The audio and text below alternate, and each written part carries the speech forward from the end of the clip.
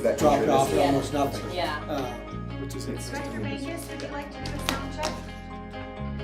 20 So 20 is the 20 was 20 is the one that that put it out. They don't put it out until after everything's certified. Yeah. I'm here. Okay, can you hear us okay? Yes, I can, thank you. Have we met before? I'm sorry. Oh, okay. I was like, I'm really sorry. My debut at a board meeting. Hi, Jill. Okay. I'm dragging it along. Yeah. Ooh, a new system, 15 another new years in your system. first board meeting. Yes. That's pretty exciting. I don't know where to sit. I'll sit next to Mark. Oh. Sorry. It's okay. He's got to face the camera up there.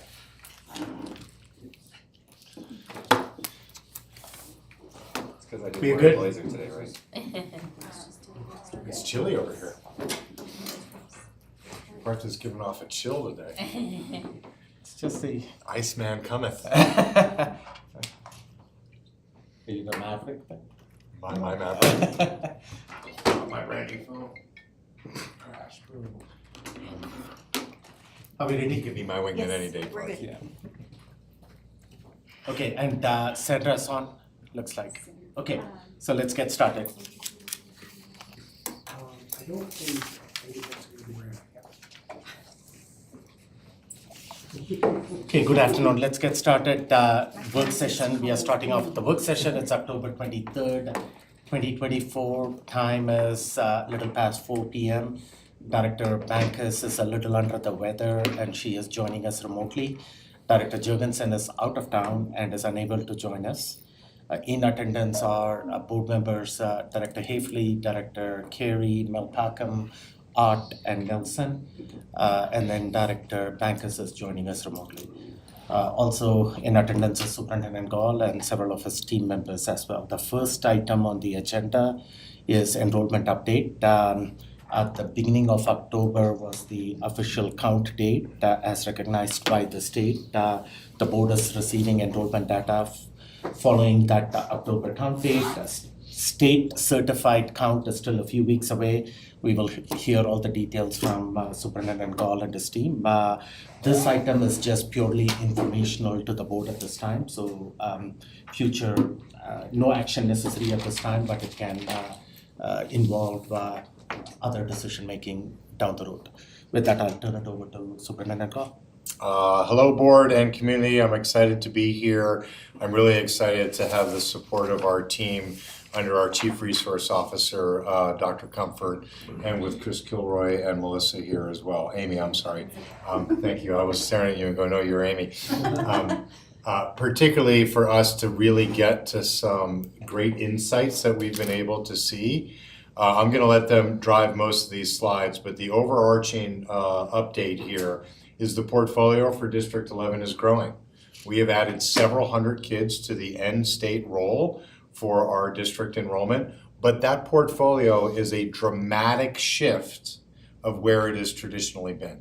So you'll see that, and what I want folks to remember is this isn't new. This is exactly the strategy that we committed to 2 years ago for a variety of reasons, of which we are continue to see the long-term benefit of which that's going to pay out. There will be a lot of questions of why are traditional schools still not realizing the idea of keeping families invested, particularly at matriculation points. I'll ask you to pay particular attention to the forecast from the demographer 2 years ago on what I'll just call birth rate or general city loss would be. We're on par with that and then outpacing what we thought we'd be able to do in recapturing other families. So it is a balance. So the good news is that your 401k is up and you made more money on gold, but you lost a little money on silver.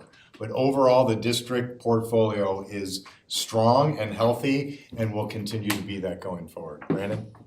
Yeah, good evening, board. Joined by our Director of Choice and Enrollment, Mr. Chris Kilroy. You guys know Chris from his time in District 11 prior, as well as his teammate, Amy Perry.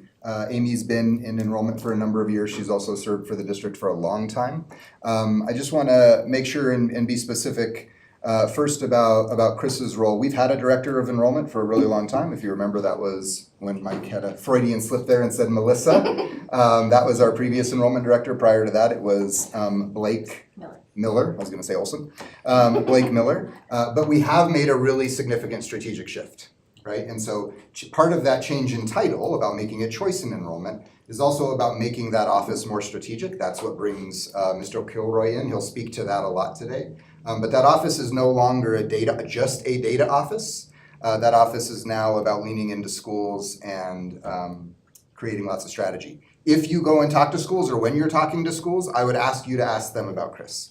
He's spending more time in schools than I am. He is significantly investing his time in schools, learning from principals about what they need, and he has some really exciting partnerships to share with you tonight. But just wanted to kind of highlight before we got into the details about kind of the change in strategy and why we went that direction.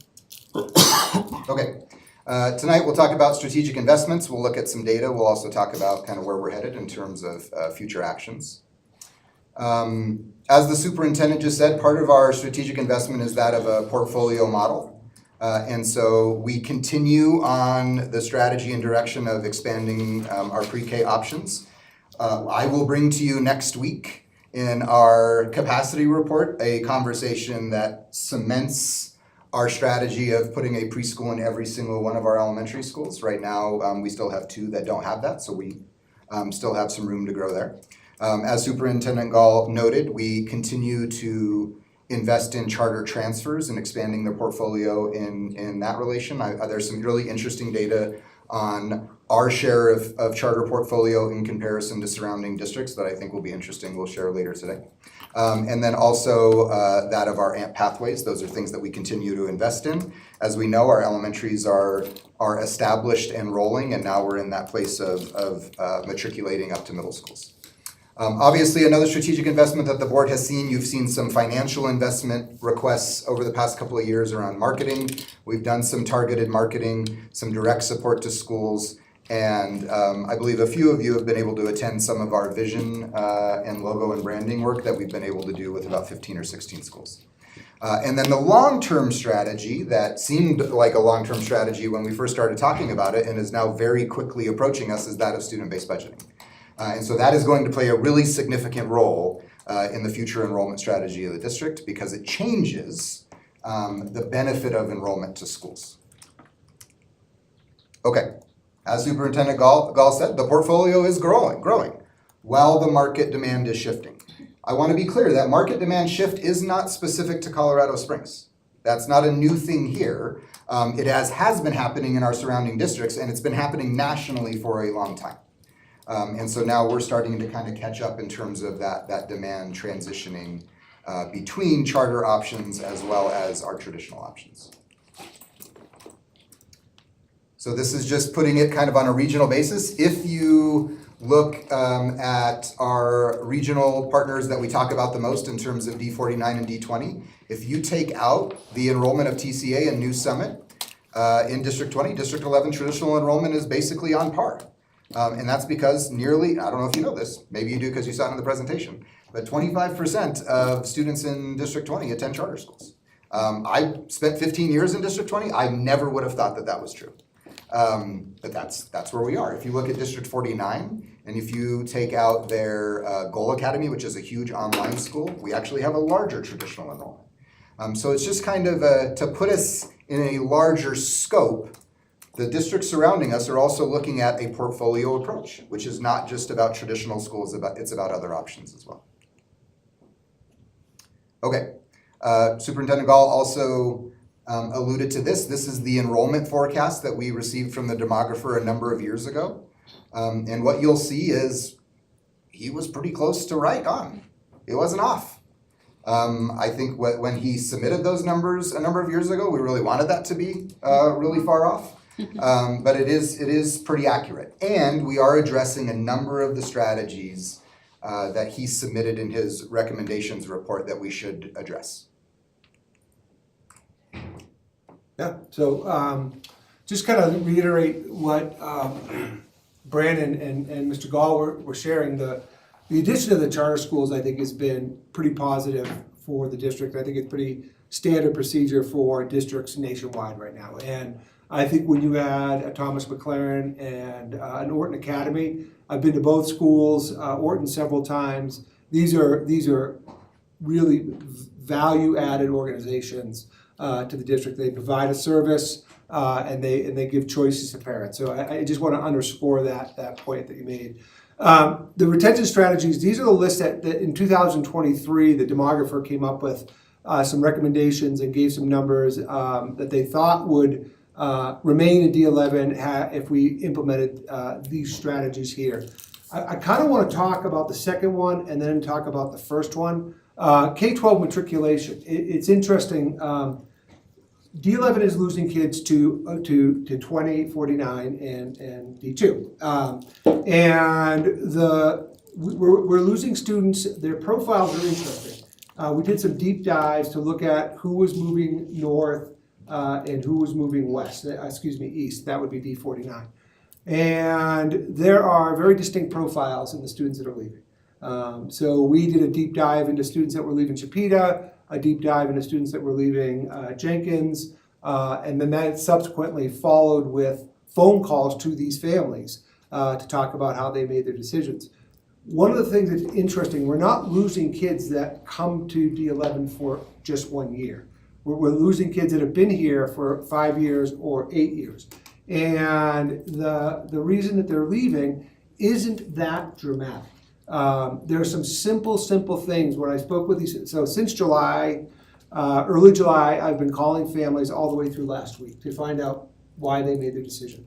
And one of the things that really kind of stood out was, I'm going to go down to the first one, or come back to the first one, the pathways. One of the things that was really evident in these families' decision was they were very happy with the school that they were in. So when they attended Chipeta, they were very happy there. When they attended, let's say, Freedom, they were very happy there. But they couldn't then visualize the next step. They couldn't see the trajectory of, secondary for their child. So middle school was an unknown if you were in elementary. High school was an unknown if you were in middle school. And so one of the things that we've been doing, it's kind of on the west side of the city and on the east side of the city, and another strategy in the middle. But what we're doing, so Doherty, I'll just give you a for example. Jenkins and Doherty are obviously very closely related, but there's an equal number of kids leaving Jenkins Middle School in 6th grade, 7th grade, and 8th grade. When you speak with these families, they give you reasons why they're choosing a Liberty or something in D49. When you really get to the bottom of it, it's that they didn't get a sense that that Doherty was their logical school of choice. And so where we broke down was building that continuum from 6th grade all the way to their senior year at Doherty. So Doherty right now is in the process of doing a pretty significant outreach to the kids that fit the profile of the kids that have left previously. Obviously, it's not the same kid, but similar high-achieving kids. And so what Doherty is starting to do now is to build that bridge with Jenkins Middle School, starting with 8th grade, moving down to 7th grade. So those kids see Doherty as the logical option for them. And in that process, what they're going to do is pretty sophisticated. Every family that attends this night, which will be in November, and there'll be several nights, is they can see a schedule produced by Doherty of what their child's 4 years in high school will look like. And each one is designed, so if you're a math sort of engineering student, you can see what that schedule looks like. If you're a kind of a performing arts student, you can see what that's going to look like. If you're more of a humanities, you can see what that's going to look like over 4 years. And they're going to connect with the schedule, but more importantly, they're going to connect with the staff who will be at this meeting and give these families at Jenkins an opportunity to say like, oh, absolutely, it makes 100% sense for me to go from Jenkins to Doherty. It's almost like one continuum. We're doing something similar on the west side. In that particular case, we're including Chipeta, Holmes, and Coronado, and they are building their blueprint for what that's going to look like. One of the things that we've really focused on is when these families come, making sure, because they are very happy in their school that they're in. That isn't the issue. and they will tell you that they're very happy where they are. What they really need to see is, it is so logical to go from Chipeta to Holmes to Coronado. I know the staff there, I've been to an open house there, I've had a tour there, my child's been a teacher there, and at Holmes to Coronado, the same thing. So they're building a strand. So when you're a third grader at Chipeta, you're almost looking at one continuous school. Like, of course I'm going to Holmes. Of course I'm going to go to Coronado. This is going to be the schools that I attend. We, I think historically, have not been strong in that area. So all of that is getting tightened up. So those are pathways that are above and beyond the actual academic pathways that we offer in the district. When we talk about those pathways, I'll just kind of reference Steele, North, and Palmer.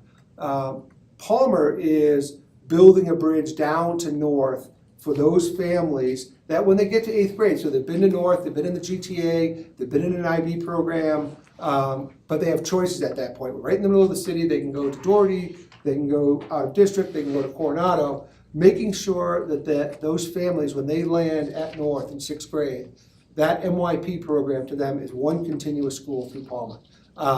The good news is that isn't as heavy of a lift as it is, let's say, on the east side of the city.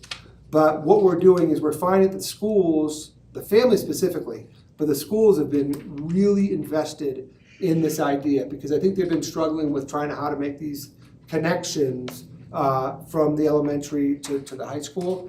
And so the response from them has been super positive. So like in terms of actionable activity that we're doing, that's what we're focused on now. The charter expansion, I'm a huge proponent of. Having visited all of them, but specifically spent a lot of time, like I said, in McLaren and at Orton, these are pretty specialized schools with a really good product that families want, and it makes absolute sense to bring them into the fold as part of the portfolio that we're offering. The online expansion it's kind of twofold. We had Spark, we have Achieve, and we have a blended learning program called Digital, which is just a program, not a school. And I think there's a lot of work being done now to make that more focused and more intentional. So that's sort of like on the front burner, but not operationalized yet. Amy, do you want to just share a little bit about the homeschool augmentation? So I guess for the homeschool, we have started a homeschool enrichment program up over there at Spark. The kiddos come 3 days a week-ish, 5 hours a week for some homeschool enrichment, which a lot of the other districts are doing. Ours is small right now, but we're working to grow it. And we also are partnering with Falcon Aero Lab to bring in some of their kiddos to do some homeschool enrichment as well. Yeah, and then as the board knows, when you get down into high quality renovations, we're gonna talk about Palmer, right? There's been a conversation of the risk to Palmer's enrollment because of the renovation, which I understand. We have to talk about the opportunity, which is when you have a completely remodeled campus, what can that do for your enrollment? As well as those other kind of fast track facelifts. If the board remembers, a lot of the work that the capital team has been doing over the last 18 months is visible things that families can see, right? In their language, we got out from behind the walls. And now we're doing things that are changing the aesthetic and the vibe of our schools in a really positive way.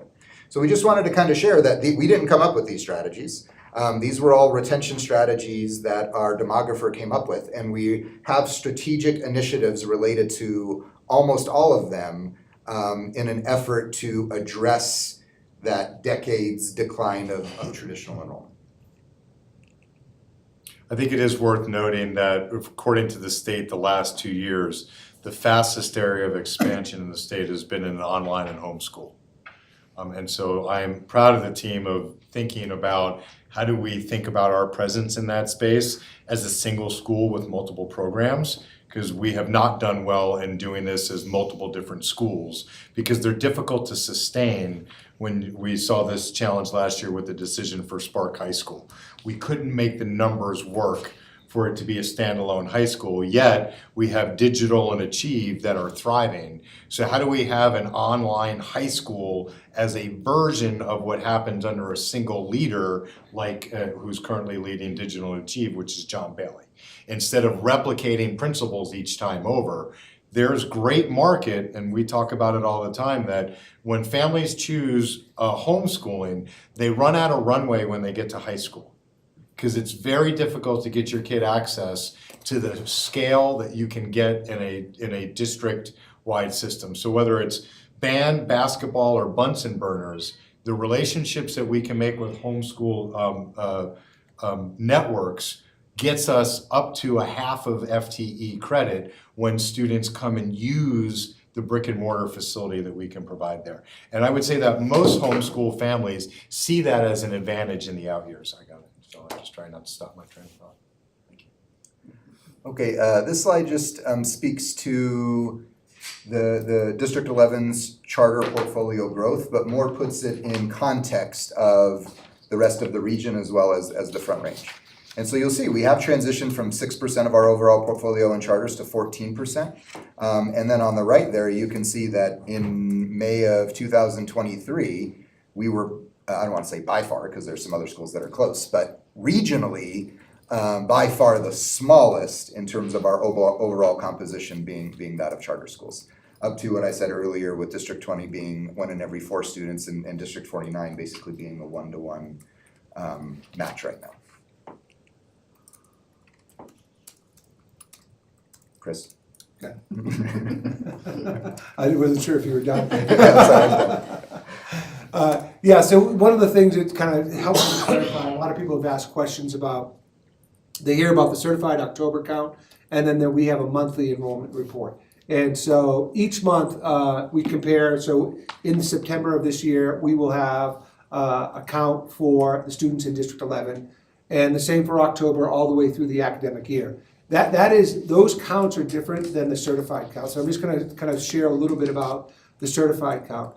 We take, so if you're not familiar with this process, it's intensive. I didn't invent it. I credit obviously Amy with perfecting it. But the process is really looking at every student in the district and looking at a couple of areas that need to be in place for the state to say, yes, the student is in fact in D11 being educated with a schedule. So what we do is in the certified part of the count is looking at each individual student, whether it's charter or traditional, looking at their schedule, looking at their attendance, and determining, can we move this kid forward for count or can we not, or is it part-time? Is it part-time online? So there's several silos that kids can fall into. A lot of times the certified count gets confused with the October enrollment count, which is a standard number that we'll come up with every year, but that is not the certified count. And so, you know, when you look at the difference here, we've seen a growth in the number of students at District 11, and so people will point out that we've brought charters into the fold, but bringing charters into the fold, it's not an anomaly, it's not a one-off. This is a pretty standard thing and an important thing to do, especially in District 11, because I think for a long time, we had these high-performing charter schools that provided a pretty significant service that were outside the influence, I would say, of D11. So yes, the count, the overall count of students is up, and our traditional is down. But when you look at the aggregate, it's very similar to the way other districts are counting their students. It includes charters, and in our case, we were able to bring some really positive value-added schools into the fold. So we should have bolded it more, but just to be clear again for everybody, this is not the certified number. So when I bring you a certified number in the mid-year budget, it's not gonna be exactly this. Chris and Amy are still actively fighting for kids right now. Trying to make sure that everybody we have counts and they count with validity. But this is where we are kind of butts in seats. That's the phrase we use when we did that in that October count.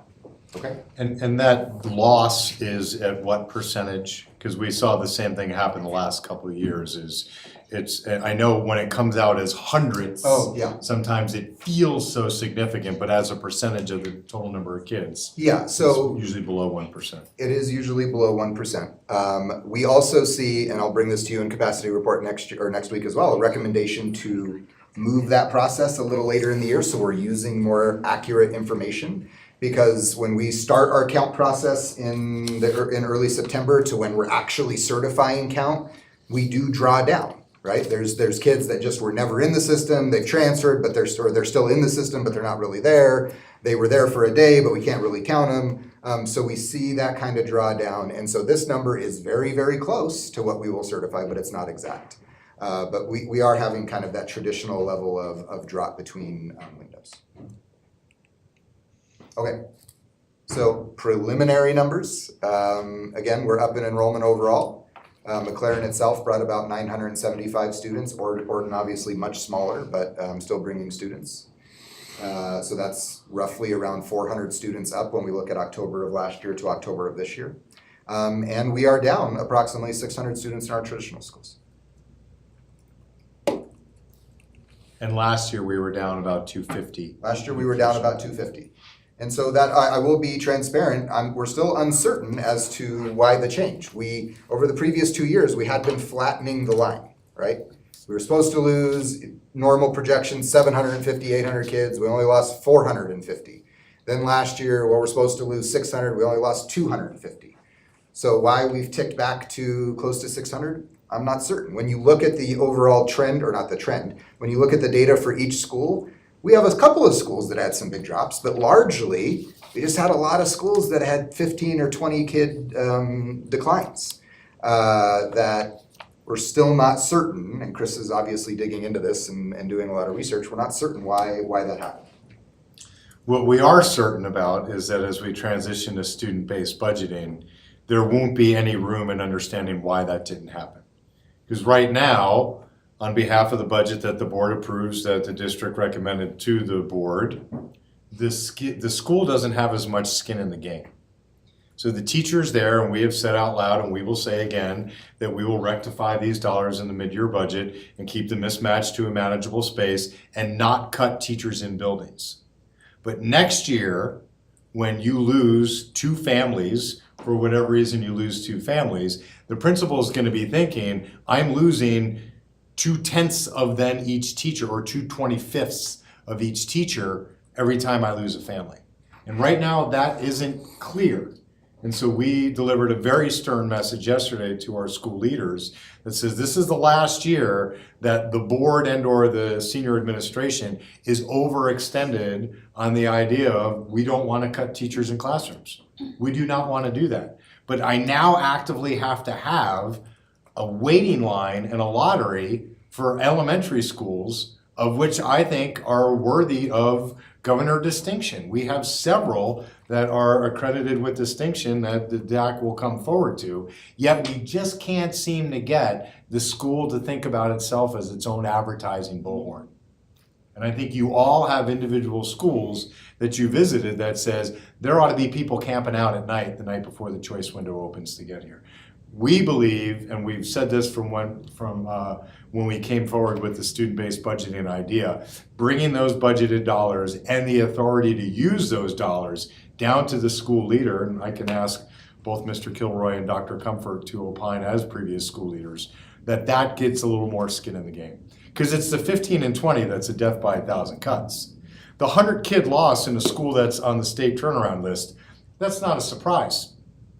People vote with where they see excellence and quality. And when you're on a watch list, parents are saying, I think that there are other offerings. Remember, choice is both a gift and a curse. It just depends upon whether or not you're chosen or chosen away from. To just extend on Superintendent Gall, yes, it will bring accountability to schools. It also will bring incentive, right? Right now, if you add 10 kids, you're Halbert Elementary and you're up 10 kids, you get $120 a kid, right? More in your budget. You get $1,000. What are you gonna do with that, right? When we say, hey, instead of $100, you're actually getting the lion's share of our entire per pupil, you're getting $7,000 a kid, then all of a sudden 10 kids is an entire another teacher, right? So they're gonna be more in control, not only of the accountability, but of the incentive of like, I can really use this program. Great, go get 10 kids and you can make that happen. So I think while there's gonna be lots of questions about student-based budgeting, the core point of it is that, right? Which is again, get the resource closer to the decision-making where it belongs, and then make sure, yes, there's accountability and there's something that really incentivizes schools and principals to want to increase their enrollment. As an elementary principal, I can tell you, my teachers loved me when I kept their class size at 22 kids.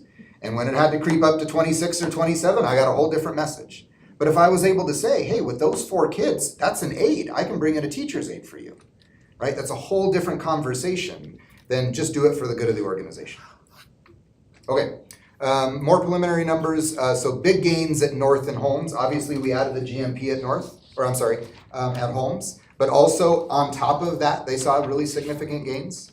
Buena Vista, Freedom, Halbert, Queen Palmer, and Rudy, all showing strong enrollment gains. And so no surprise there, what you see at those schools, you see pathways and you see performance, right? And so families are choosing that. And then you see the pathway bullet below. We're staying strong with our enrollment in pathways. And you'll see the same piece here that, well, you can go to the next one, because for our performance-rated schools, generally speaking, that portfolio continues to increase. And in the schools where we saw no loss or a small loss, it was very clear that that was a school that we made a senior leadership change, because sometimes the principal is the identity of the school. And so that, again, is one of the challenges in the system, is whether you're promoting up or somebody's moving on or we're making a difficult decision, the change in the face of a school, regardless of the change of the performance of the school, is a message that we have to manage better. Because you can see that Chipeta, whose SPF still continues to lead the pack, no longer has its esteemed leader, Sarah Scott, in front of it, has a very strong new leader in there, but you can see the Chipeta number, I think, shows that it's flat or down slightly. It's down. It's down slightly. And nothing about your Chipeta experience is down. But when you have a principal that's been there for 8 years and they move on, people then go like, well, I'm not so sure that's where I want to go. And so again, that's that double-edged side of choice.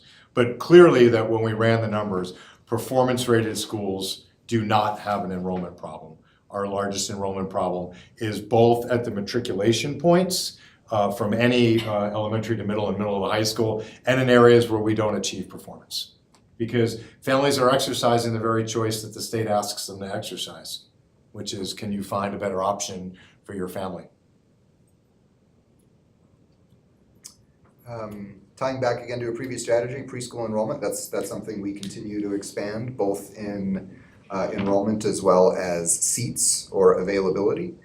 So again, we will look to finally rectify any remaining schools that don't have preschool in the next year, and make sure that that is a universal opportunity in our district. That regardless of where you go or where you live, you have the opportunity to go to preschool, and then that is a natural feeder to that elementary school. You back to the preschool slide, I'm sorry.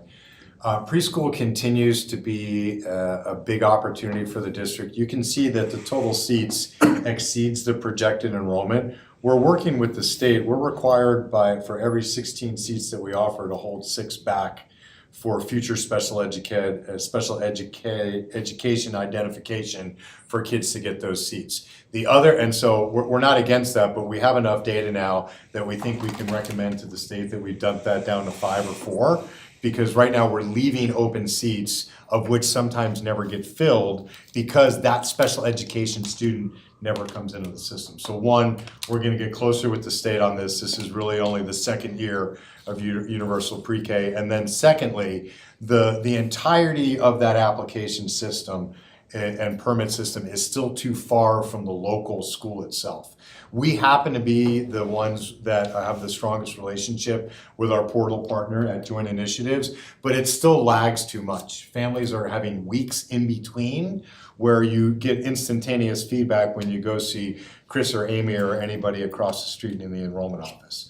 We're a yes, and we find you the seat, and that portal is still a little opaque. That families put in their top 3, it churns around for a while, and then you're communicated where your placement's been. And at some time, families then make decisions counter to waiting for that placement. Nobody wants to wait for choice. I think people want choice to be more active. So that's why you'll see that where our projections is that the total seats and the enrollment number will actually be tighter and start to exceed one over the other. The other piece is that when we started pre-K, we said little toilets, little seats, little sinks should have little kids. We did that. That was the first place. We have a couple of buildings that are structurally not in a space where they already have that convenience of we just have to kind of put new furniture in there. And the two of them are Steele and Bristol, which again are ironic to me that those are both high demand pathway elementary schools that I know that as soon as we say we're opening a 30-seat, two 16-seat pre-Ks, which would be 32 seats, because there's an AM and a PM, they'll fill up as soon as we make the announcement. So we have to get over what is the structural restriction. Do we have to do something inside the building? Do we have to repurpose a mobile unit that we have that's no longer being used at an underutilized school? We can't continue to take the two high demand elementary schools and not have them have a pre-K. So future actions, obviously, we're focusing on that commitment to access to high quality instruction and delivering on those areas of demand. What you're also hearing a lot about is increasing student experience.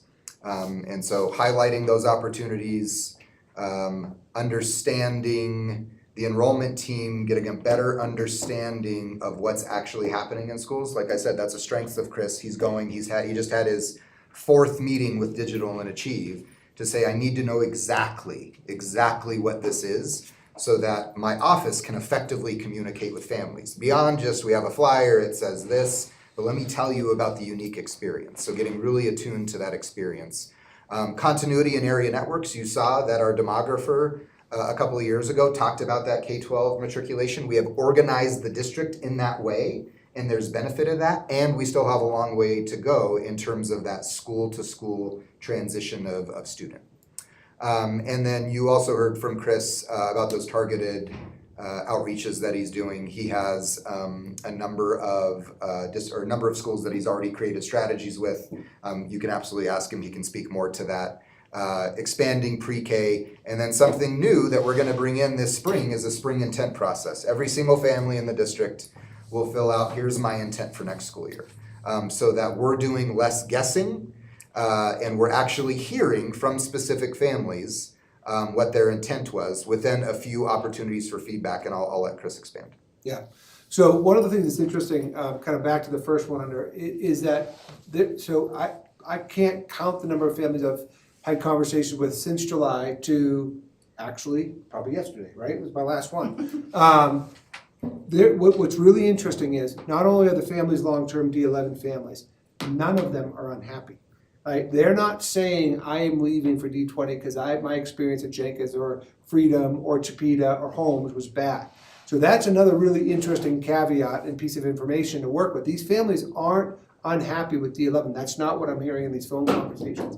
But what's really going to be important is when we get the spring intent information from the schools, and we can see that a particular family is looking to leave the district to go and have their kid educated, whether it's Manitou or 12 or 20, doesn't matter.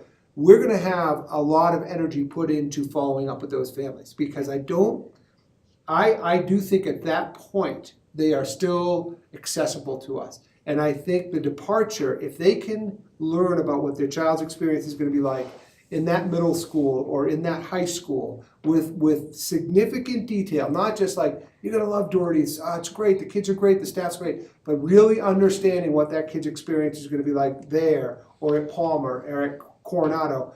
I think that when they get that really personalized attention with very specific information about what that kid's experience is going to be, I think that's the point where you can stop them from leaving and then re-engage in D11. They're not leaving because they're unhappy. I don't even think I've talked to a single family that said, I talked to one, and that person is now being homeschooled, and the mom said, look, it's not D11, he would have been unhappy in 2049, so I'll add that one caveat, there was a family. But it had nothing to do with D11, so I really think there's an opportunity with that intent process to really systematically go through these families, reach out to them, talk to them, and then share what that experience is going to be in detail, not the broad strokes, to really see if we can retain them. And I think that's all we have. Do we have another Okay. slide? Oh, we have the closing statement. Yeah. Do you have any closing thoughts on this? No, I want to reiterate the idea of having a bias towards action, and that's still working its way through even internal to the system on relationships between principals. I think if somebody were to ask me what was the biggest move that you made as a superintendent, I would say going from executive directors of school leadership that were functionally aligned, elementary, middle, and secondary, into a K-12 vertical continuum. We certainly see those benefits in our learnings within the schools, and now we're just getting to the place where we're actively saying to parents, it's supposed to be Scott, Jenkins, and Doherty. You can choose otherwise, but actually 3/4 of our families go to their boundary school. That's a really high percentage. I ran it the first year that I was here, that it was 24% of elementary kids choiced out, 25 of middle, and 26 of high school. I thought the number at high school was gonna be a lot higher. Most people follow the sidewalk. We have to be better at talking about the sidewalk so we don't lose those people. The thing that Chris didn't say was it's not just that we lose half of 5th grade at Chipeta. For 2 years in a row, we lost the top half of the CMAS performance kids in 5th grade from Chipeta. Which means that when we went through our own internal conversation about moving gifted magnet program from West Middle School to Holmes, what we didn't do was tell our Chipeta families that before the choice window opened, and are we actively telling this year's 5th grade family and showcasing them and giving them a gifted magnet night over at Holmes, because it's not just a random 50% of the kids that are leaving. There is still a perception that you get a better education when you change your logo at the secondary level. And we know that it's not true, and now we have the data points to be able to prove it, and we have a very activated team to go do that. And so we're excited for that future, but I think this idea of asking families to make a commitment. When I was in DC, the entire system was lotteried. Now that if you lived across the street from your elementary school, it was built into the lottery, you went to your elementary school. But every family had to make an active choice on where they were going. Because when you say, I'm going to dinner here, as compared to somebody just hands you the dinner, once you make that active choice, human nature is you're more committed to it than us being passive and waiting for people to show up. I also think it'll get us a lot tighter on that inherent loss that we have from butts and seats to count. Because we continue to program kids that we think they're in the system and then we prove that they're not. Instead of rolling over on June 1st, this is what people's commitment was. We can't hold them to that. We're not trying to create a legal document. But when a family says, yep, we're gonna be a Doherty family next year, then it's easier for us to track it than somebody saying, did Sophia say she's coming back next year? I don't know. I would assume she is, because she's been there 3 years. Well, let's find out and we'll find out. So I think that activation piece will also be critical at the traditional enrollment. And the other really foot stomper is we're only at 14% of our families seen in other than traditional settings. CSST will have its doors open in August, which is not a charter school, it's a D11 innovation school, but we will continue to expand the boundaries of how do we represent what is clearly market demand, not just in El Paso County, but in the state of Colorado. Being at 6% for the last 10 years and wondering why we're decreasing enrollment. And again, I would never have guessed that D20 has 1 out of every 4 kids in a charter school. I knew D49 was about 1 for 1. But I think we're gonna find a balance that right now we're at about 85-15. I think 10 years from now, we're 70-30. I think that's about where it balances out.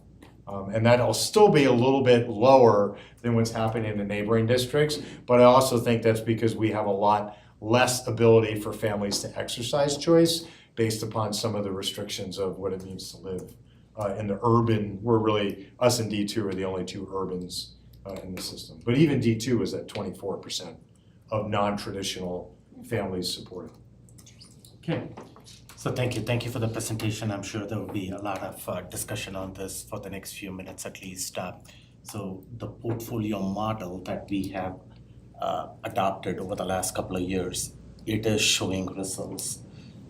We just have to adapt to the demands of our community at the same time. I remember I just pulled up this chart that was in front of me. We did one, I think 2 years back. I think District 11 was the only district that had about 4,400 students Yep. in CSI-approved charters. In this El Paso County, all the other school districts didn't have any CSI-approved charter. I think those numbers might have changed a little bit now that we've absorbed Thomas. Because we've Wesleyan. taken the Yeah, transfers Thomas of Wesleyan. about 1,500 of those. Yeah, So 1,500 we've about of taken a those. third of those. It is the strategies that are involved in it, whether it is the pre-K that you are talking about, pathway schools. There is, if we dig into those numbers, some of those numbers are not there, but I would assume that we do bleed out quite a bit from elementary to middle school and then from middle school to high school out there. And that's where we are ending up losing kids. And we already said that one of the bigger board priorities this year is going to be the focus of high quality delivery of high quality instruction, the secondary this to attract our parents back and students back. With that, discussions on Director Carey. I just have two hopefully quick questions for Chris. Number one, do we have any data on, so we said, okay, we're losing, what was it, around 600 from traditional enrollment this year? Do we have any data on where they're going percentage-wise? Because, if parents go to a charter school, at least from my perspective, that's kind of no harm, no foul. Charters frequently offer a very specific product that is not necessarily easy for us to emulate in District 11. And so if that's something that a parent wants, fine. But if they're going to D20, D49, I find that a little more puzzling, particularly in light of what you talked about with the phone conversations. And I'd just be really curious to know what the breakdown is. And then maybe the related question, when we see loss in traditional enrollment, I think to us that's in part at the board level a signal that something we're doing in our strategy is not quite working, at least for those traditional schools. I know we have the portfolio approach where, okay, students are, parents are saying they want charter schools, great, let's bring them into the fold. That's, what parents want, so that's all fine. But I guess I am just really curious, is there anything at all you can share with us about perceptions of parents of D11 versus neighboring school districts? Is there anything at all you can share with us that would help guide some of our own thinking at our level? There are two questions there. Take which one you want first. Either one's fine. I mean, so here's the interesting thing. So when I speak to parents and I have the conversation about, I see your child has chosen Liberty High School instead of Doherty. Can you tell me, just to walk through, the initial response is a little guarded, which would be, is understandable. But as the conversation goes, some of these conversations go on for 20 or 30 minutes. The reasons that they leave are not anything catastrophic. They are not unhappy with District 11. They will say something like this, well, my daughter's best friend is going to Liberty, and my daughter just wants to go. And so I think that whole peer group is just gonna go there. I go, well, so can you talk how you made the decision between Liberty and Doherty? She's like, honestly, that's it. Like my daughter's friend. So there's nothing catastrophic about the work being done in D11. This is what's interesting. Here's where it gets a little unusual, right? So if you take Scott Elementary, has the same SPF, slightly bigger at the time than Chipeta. Scott Elementary, right, very close to the border of D20, sent exactly 0 fifth graders to D20. Chipeta sent 20 of the highest performing, right? That's an anomaly, right? So we know now that we need to find out what is going on with those 20 and why they're leaving. It's going to be distinctly different possibly than why the kids are leaving from 8th grade at Jenkins, who have had a spectacular academic career in D11. But a lot of times the reason for the departures are really small. Families on the west side said, I went to the 5th grade night at Eagleview, and the students led the tours, and the entire opening talk was about the electives and what your kids can do. When they went to a 5th grade night at a D11 one, it just opened up with the discussion of safety, and that was it. Like their first thing was like, well, they're talking about how safe the school is. Was it not safe? And then they did self-led tours.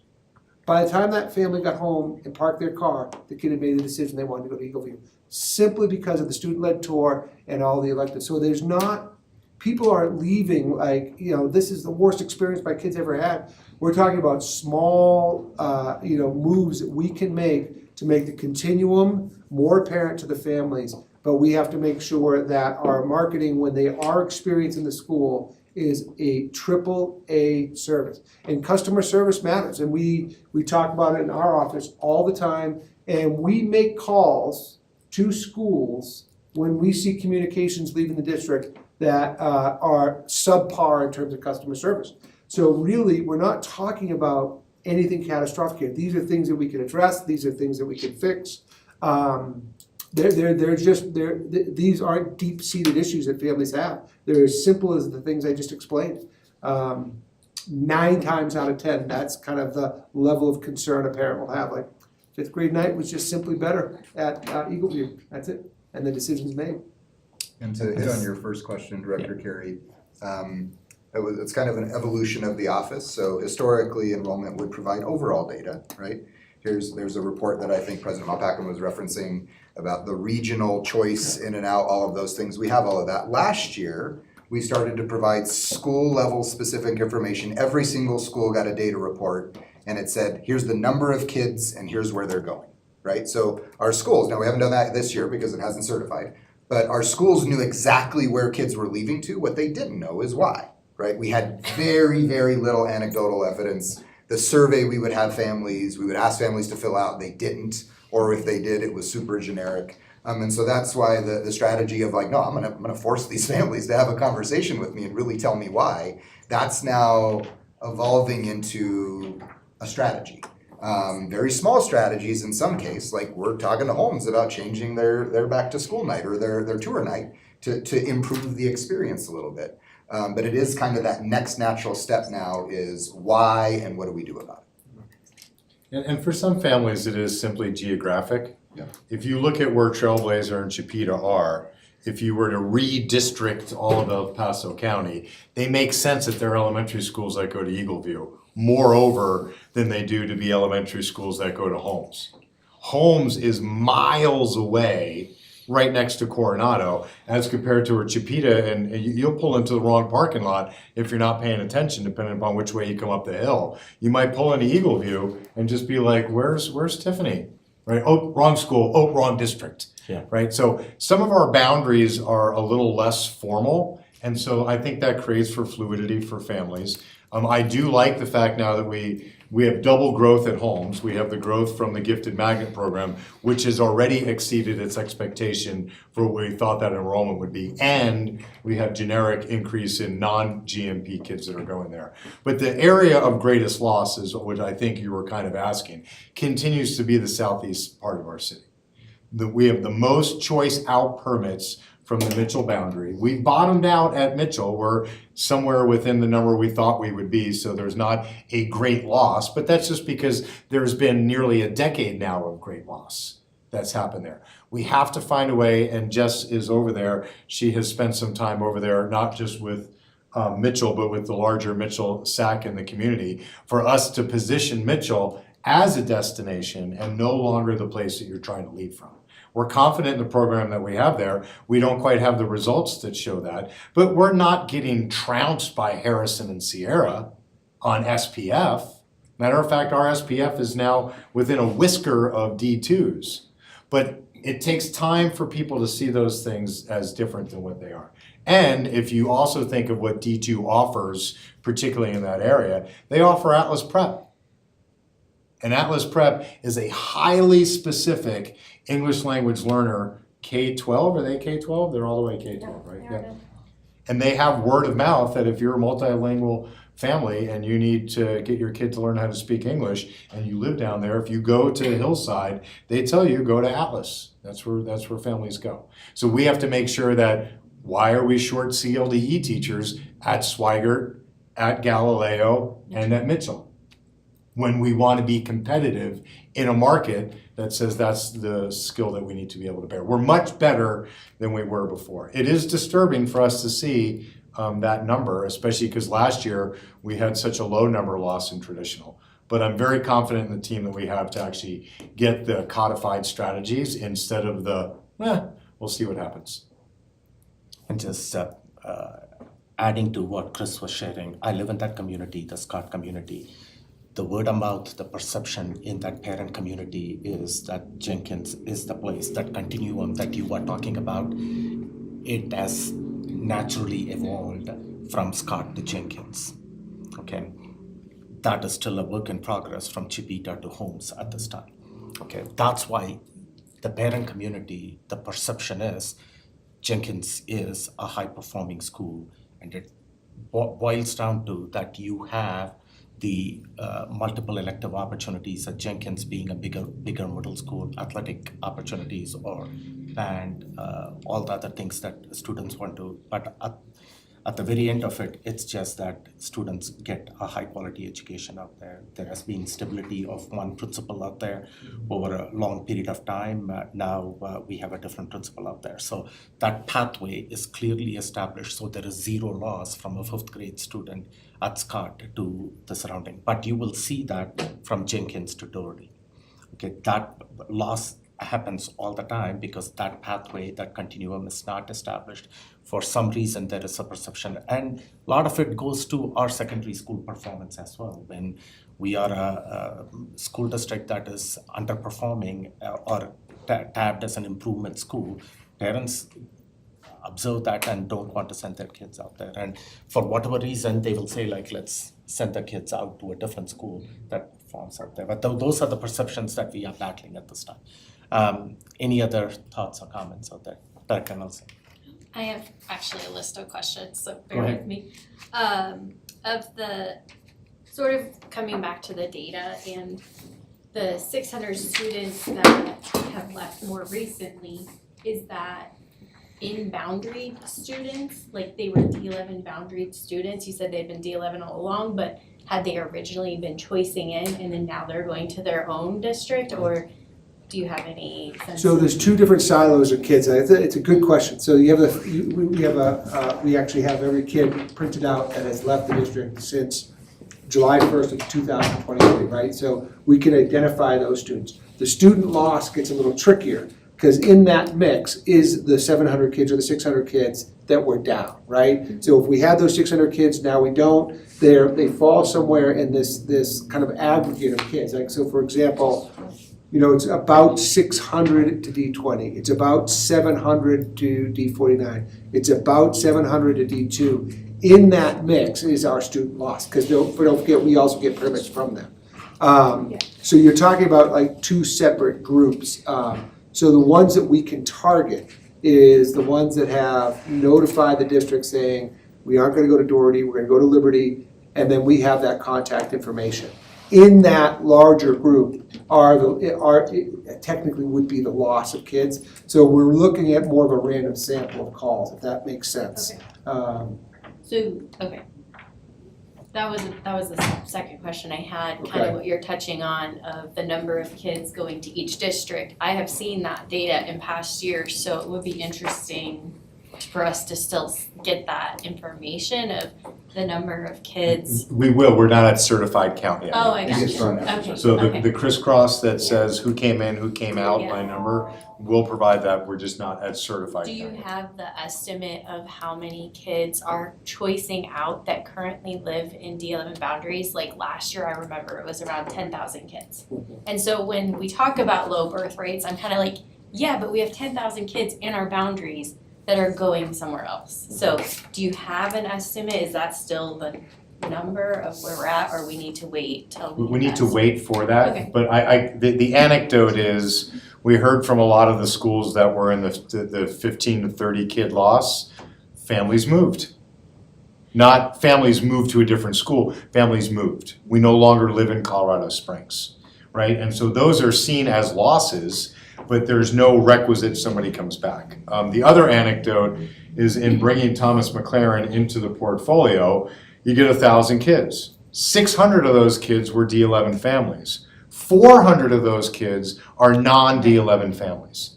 And so again, in the portfolio strategy, when we lose families for whatever reason, we lost them this year, and they make a choice, we're just trying to broaden the academic master plan to have more choice, to understand what is it about Liberty. So Liberty is D20's CTE hub for all intents and purposes. They offer some comprehensive programming as well, but they're doing something about communicating their CTE on the north side moreover than we are talking about, which is actually the best CTE program in the state. But something happens about what you think you could get at Liberty as compared to maybe what you thought that you could or you couldn't get at Lawson or at your comprehensive high school. So we'll do that analysis. I would imagine that the number will show that there's not much different when you look at the aggregate, but I do think that when you look at the traditional, the choice outs will be higher than the choice ins. But I do think we should look at it in totality that says Thomas McLaren brought in 400 non-MLO paying families into our portfolio, as well as the 600 who were already here.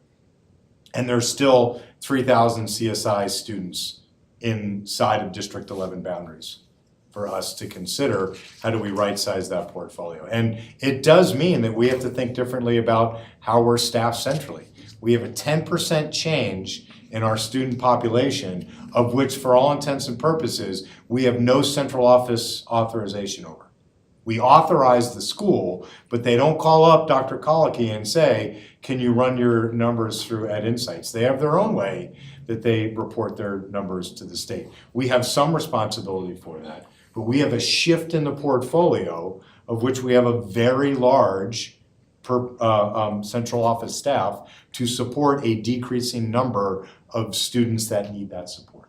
That's going to require adjustment over time. We absolutely will get that data once it's released. We'll make sure and get it to the board. Thank you. You still have. Yeah, I still have. I see like a bright halo behind Director Banks. So you mentioned a couple of schools that you're focusing on right now, sort of they've risen up as a priority. Is that because you saw a higher loss rate at those schools, like Chipeta and Jenkins, or was it just we had to pick a starting place? Yes. And at some point, you'll then shift to other schools that also have. Yeah, it's a combination of those things. One of the things that we noticed is that in the north side of the town, there was a profile of kid leaving, right? So we could cohort those kids. And then, and unfortunately for those families that left, I was able to speak with them. The call wasn't to try to bring them back as much as it was to find out why they left. But that same profile of kid still is now a new fifth grader. And so when we look at who was leaving on the north side, we could sort of cohort the current kids that we have that fit that profile to make sure that we're targeting them. But and that would be the same on the east side with Jenkins. But another example is Fremont, which is landlocked, right? So one of the things that Fremont struggles with, they lost the GMP, but that's not the issue. Take the GMP out of the conversation. Fremont's a landlocked school that has and everyone thinks they all go to Keller. It's not Keller, it's a smattering of schools around. It's Grant, it's Keller. And so they hemorrhage these kids out to D11 schools. But when you look at the data, 3/4 of those kids that would be in that boundary, that are in that boundary, never set foot in Fremont. So they don't even know what they're leaving. They just heard that Keller is a great school. They heard that Grant is. So what Fremont's doing now is these community events. And the teachers all have to be there. And so the parents come, the kids play, they get a tour of the school, they can meet the teachers, they can learn about the school, and try to capture the kids that are actually in their catchment area before they commit to another school. Now, granted, we keep them because they're in D11, but there's so many of those kids that have never set foot in their experience at school, they just decided to go to Grant instead. So that the community events at Fremont are really designed to open the school up early and often. They just had their first event was in October. They have a series of other ones coming up, but it's really to connect the families and the kids to the school to ensure they get that decision made. That was another question I had. When you're talking to families, have they visited the school prior to them? Like, did they visit Doherty prior to deciding to go to Liberty? So it's a great question. Hearing that. I would say the majority had. Now, this is anecdotal, so I can't say this is like statistically correct. But I would say, I think if I remember correctly, 90 families allowed their child to roll up to Doherty from Jenkins, right? So that was going to be their trajectory, and then made a decision to go to D20. Now, they never started at Doherty, but they had, right up until the summer, had sort of in their head thought, I'm definitely gonna go to Doherty, and then didn't. And then about 40 kids made the decision in 8th grade at Jenkins and said, well before the year ended, before they rolled up, that we're gonna go to D20. And so to me, it's kind of one and the same. And so Doherty's effort to build that bridge at Jenkins is pretty important, because I just don't think the families can envision what their child's experience is gonna be like, and they're not leaving because they're unhappy. I mean, that's the key. They just Well, yeah, and that was what made me wonder if they're even checking out what their option is in D11, or if it's like, no, I've just heard really good things about this other school in a different district, so they didn't even really go fully explore, and so do we need to do more? Yeah. What you were talking about with Fremont, that they're already, Yeah, so, pursuing. and Doherty will do their first night, middle of November. That invite went out to a pretty significant number of 8th graders. They're gonna have, and I talked to the schools, like, this is the night you bring your A game. Like, you're selling the school, you need to be engaged, you need to be positive, the customer service has to be there, the programming that you're gonna offer is gonna, so really driving that home, the customer service, but those nights early in November, you still have a chance to convince those families that that is their best option. Yeah. Because it is, we think. very good. These questions now are gonna be around the pre-K topic. So I understand that it's sort of out of our hands how it's decided what schools our pre-K students are able to attend. It sounds like that parents put in their top 3, and I forget what the program's called. Joint initiatives, this is the partner that runs the portal Okay. for the state. Okay, so this question may not be relevant then, and tell me, do we have wait lists for some of our schools to get into pre-K? Like, is there opportunity to expand pre-K? I know more than just the 2 schools that don't have it, recognizing that there's budget constraints because that's recurring dollars, and so that would be a conversation the board would need to have as far as prioritizing recurring dollars. But I'm just also thinking in terms of like high FRL schools.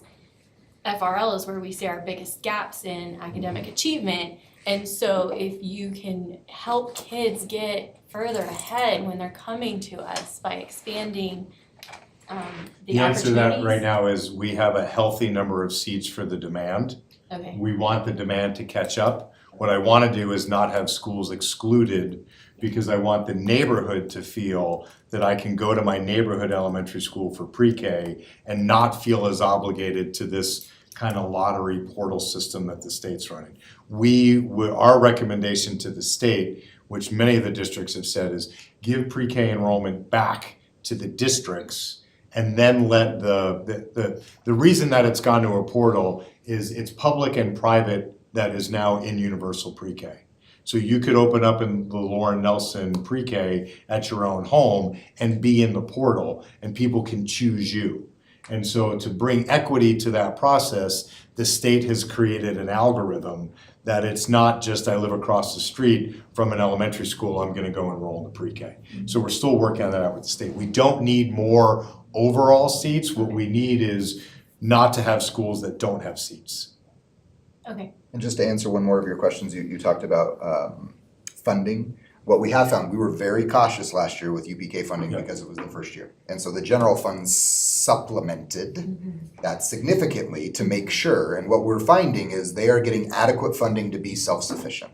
good. So that's good. So what that means is We're actually over budgeted. we are over budgeted, yes. But what that means is if we had programs, we have full faith that the funding is gonna cover, and it's not gonna come on the district to be like, hey, Yeah. you added that, now you need to fork up Okay, $400,000 to Yeah. fund this. that's They great. really have provided sufficient funding to run those programs. That's great. So I think what I'm hearing is that at this point in time in our district, there isn't necessarily a need to expand other schools' pre-K opportunities. The demand just isn't there. Like, we're not seeing the wait list. And my thought was, do you start looking at full day offerings, especially again at those high FRL schools, and helping parents? If Sarah Carson were here, who represents Universal Pre-K for us on our team as our early ed leader, she would tell you the story of how our answer was yes. on do we offer a half day, AM, PM, full day, 3-year-old, 4-year-old, and we went into the portal, the answer was yes to every school. Then we let the demand signal match, and then we adjusted the programs against it. The challenge that we have is that Steele and Bristol don't have UPK Yeah. programs in them. Right. And both of them are not simple of just relocating an adult because there's a little toilet and sink that we didn't use yet. We're gonna have to be creative in how we solve that. But there are 2 of our highest demand elementary schools. So I know that in both those neighborhoods, as soon as you say we're opening up UPK, every one of those families that has a pre-K aged kid is gonna get themselves into that space. Okay. So I'll just end with when you were talking about the customer service mindset, that I had written that down. That's where we have to shift, and so just the student-based budgeting is definitely going to come into play as far as some of the accountability and incentives, but also how do we help the schools shift into that mindset of we're here to provide a service and to families, and that customer service type of a mindset, if it isn't already there. So we have a customer service training plan in place. Shauna leads that. Matter of fact, she was at Adams today, training the whole front office staff on how it's, hi, we're here to help and welcome to Adams and join the Wolf Pack. Not to say that people aren't doing that, but we have an entire program that we've developed internally and with some external partners, of which Shauna is the lead trainer for that.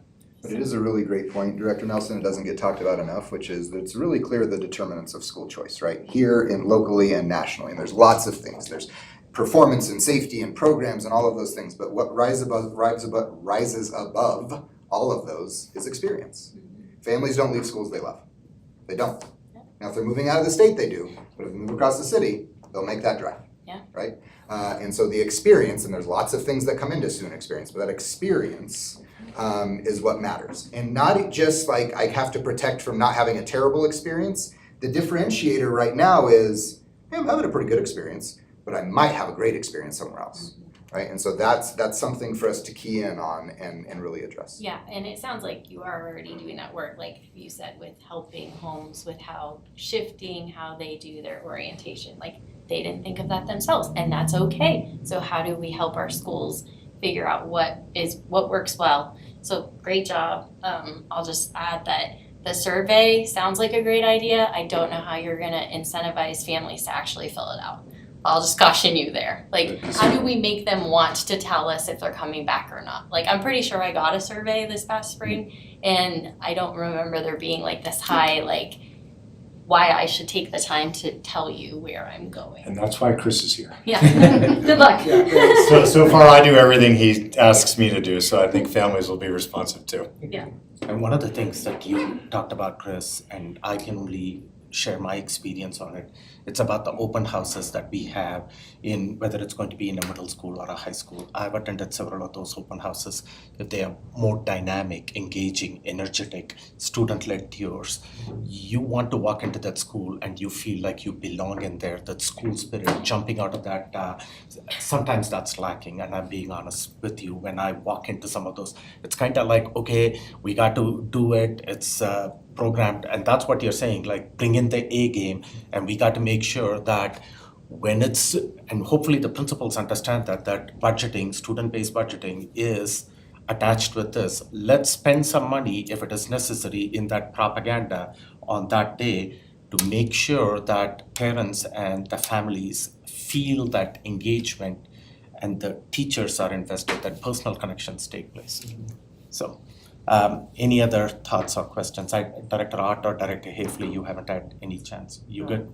Director Art. Just to follow up on what you just said, walking into some of those open houses, there's, maybe they know because we're board members, but it's like, what happens when I walk in the door? Is there someone to greet me? And if there's not, I don't know where to go as a visiting person.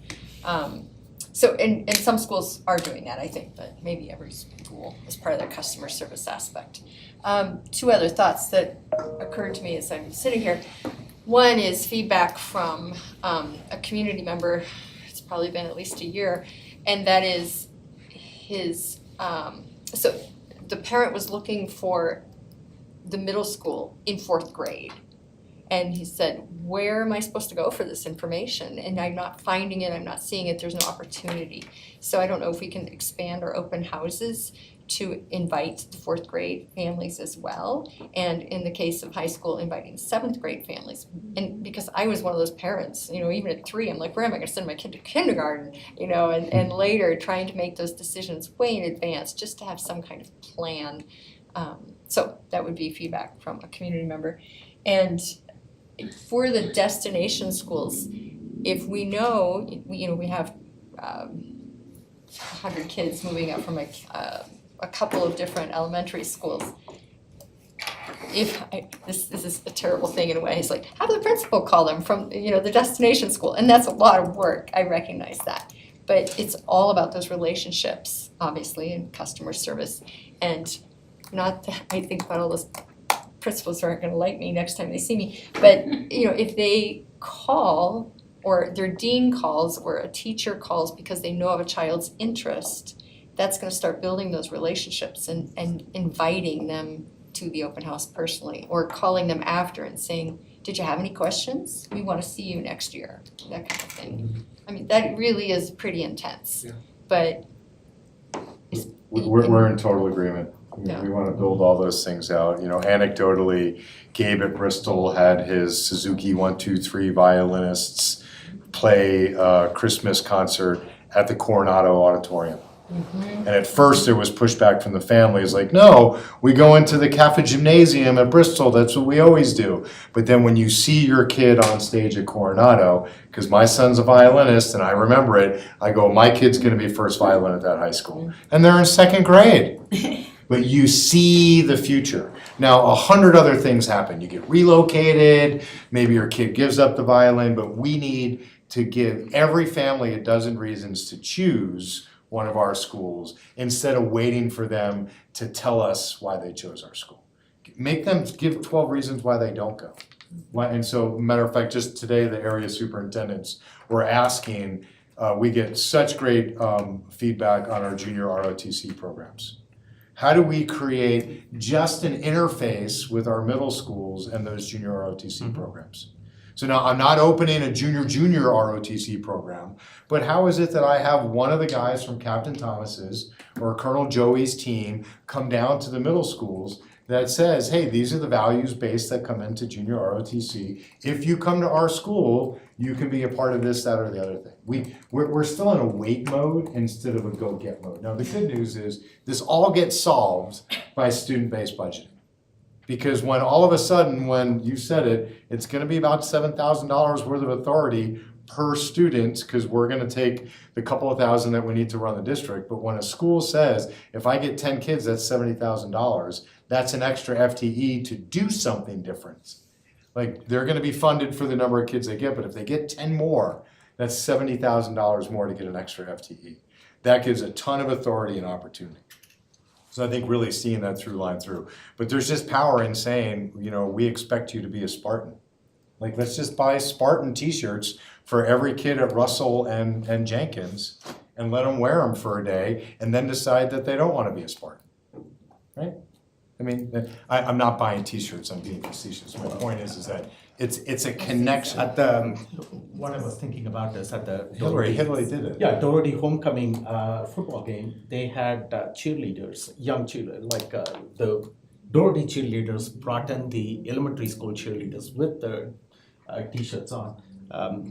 4, 5, 6, 7, 8-year-olds out there coming to the middle of the field, and all the parents are out there taking pictures of them. Right. You can see that connection being Right, formed. and so also the investment the board has made in the tracks and fields at the high school. Yeah. So now you can have your middle school semi-intramural soccer game, not at the bad field at your middle school, but go have it at your host high school, or have the championship game there. Show people that you believe this is where they're gonna go to school. It's some of those, the joke I make all the time is when you build an office park, don't build any sidewalks. Wait 6 months to figure out how people change buildings and then put the sidewalks over there.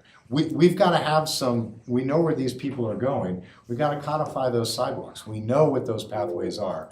We need to make those investments and make those follow-up calls. The Doherty staff should not call Henry Elementary School and think they're gonna get more than 3 kids from Henry years from now to end up at Doherty. But they should be spending time calling everybody at Freedom, everybody at Martinez, and everybody at Scott, even though the kids are 3 years away from them. Okay, back to you, Director Roy. You've got more And questions. just the only question I think with like slide 10 and well, any of them, I guess, the current data. So just, we're not out of October yet, so this is our October monthly report. Is it just from the beginning, like October 1st, October 5th, October 10th? Are you referring to The the? October monthly data. So I asked the Monthly team to report. simplify the data. What they originally put up was our October butts and seats from last year was this. That turned into that for count. And then they had, here's our count for our butts and seats this year, and then a question mark for what we're gonna have for count. And I said, just compare the 2 butts and seats, which was, I don't know if there's a particular day in October. October 1st. October 1st. Yeah. So that's what we think, if everything went perfect from every kid in the seat, if we had 0% loss in accounting or some other school claims the kid because they left on the 5th and they spent 20 days in D49, if it was a 0 loss system, that would be our certified number.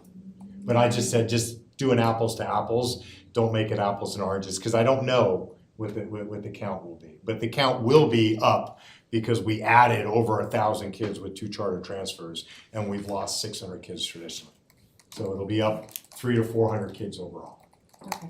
And I guess the other, because of course the numbers shift and my curiosity especially would be like around some of our alternative to education campuses, I would be curious to see the monthly ups and downs, the counts in later months, if we can do that. We can do that for last year, and I think. Yeah, I mean, we track it every month for the last 15 years, so you can really get some great data. But yeah, we're happy to send last year's monthly enrollment.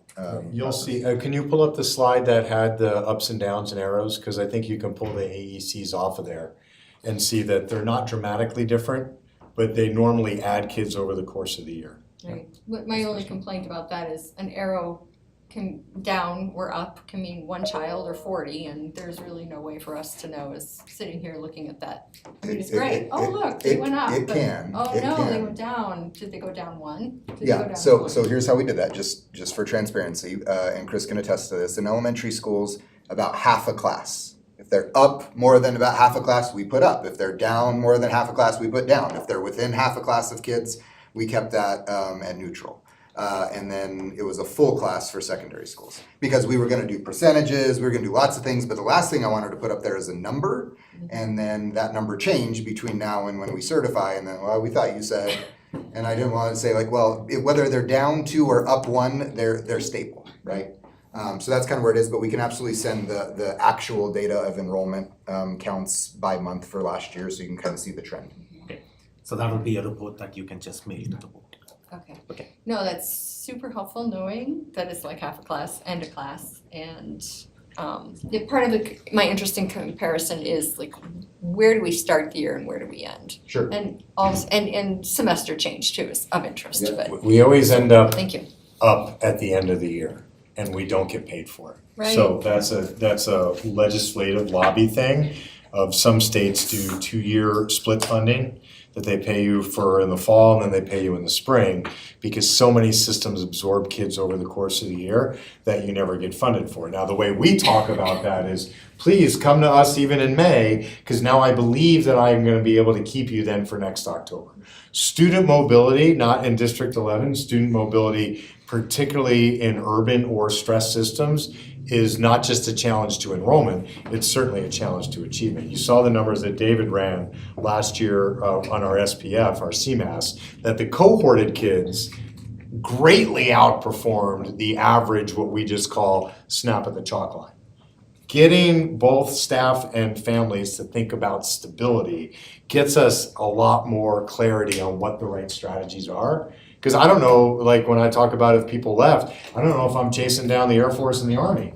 Like, please, please, please don't do your PCSs until we get to matriculation years, or, yeah, I mean, it's a challenge in understanding student population mobility, but we have the team now, and we have a lot more data than we did before. We do have a lot more data. I think you can see on the Opportunity Academies there that, Achieve is up, and then generally speaking, the others are down. Tesla was up a little bit as well. But normally Tesla and Bijou start the year lower and increase over time, as does Digital and Achieve. I think we're rethinking about how we talk about Odyssey this year as well. It's not really an alternative education campus. It's a accelerated high school experience. So I think we're gonna kind of pull Odyssey off of that list, especially the way the state reports against AECs as compared to early colleges. Thank you. Okay, you good, Director? I don't see Director Bankus any longer. Director Bankus, if you have any questions. No, I'm fine. Okay, Thank you. yeah, thank you.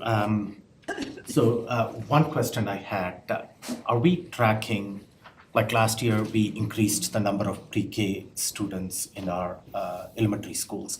Are we tracking how many of those pre-K students? Matriculate up. Matriculate up We are. to We set some kindergarten? goals around it. I want to say our foundational point was 65%. We set some goals to get into the mid-80s, and so we'll, again, as we certify, we'll start to track how close are we, what's our goal for the rest of the year and then next year. Are we also tracking, because we added a lot of after-school programming as kind of an enrollment strategy, are we still keeping an eye on that and seeing? We've increased, I think we've doubled the number of after-school programs. We can identify in a separate page of the certified report, these are the schools that have after-school programming. I can't quite call it causation without correlation yet, but I do think that we will see that some of the anecdotal things we've gotten from people is well, that's a school that offers 6 to 6 care, Yeah. and I need that. Yeah. And so, Okay, so thank you for your team putting together this report. My closing thoughts as we summarize this, and we had a healthy discussion about this. The portfolio model is working. We are bringing kids into the school while we are investing in other strategies to see if we can increase that continuum of students matriculating from elementary to middle school and middle school to high school and pre-K to kindergarten as well. Superintendent Gall talked about delivering stern message to the Gate Board principals yesterday. I was there at least to listen to part of that message.